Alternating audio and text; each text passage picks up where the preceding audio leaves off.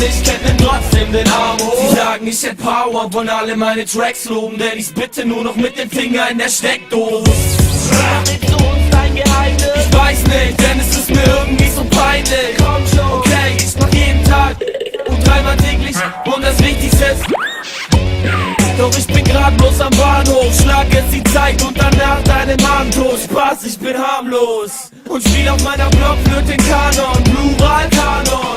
Und wir fahren los, haben schon gepackt, doch ich renn lieber nackt durch die Nacht und schrei das hier ist sowas wie ne Warnung. Bro, war nur Tarnung, oh, nenn mich Carlo. Haha, hi Kids, ich bin Carlo. Werf den Arm hoch und gib mir ein Hallo. Ja, genau so. Und wenn das hier so schön klingt, noch mal ne Runde. Hi Kids, ich bin Carlo. Werf den Arm hoch und gib mir ein Hallo.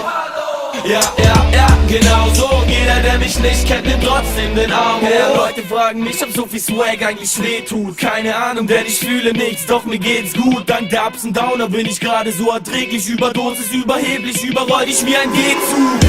Denn ich bin ein Geisterfahrer, ich hab meistens Kater, komm mit 3 Spartaner aus dem Leichenlager. Du sagst, das klingt komisch, wie Dr. Dre und 50 haben den gleichen Vater. Nein, wie Dr. Dre und 50 haben den weißen Vater.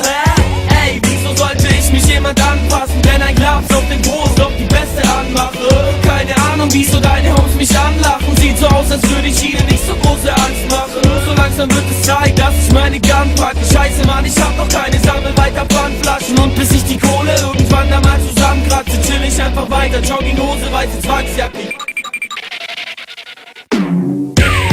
Hi Kids, ich bin Carlo. Werf den Arm hoch und gib mir ein Hallo.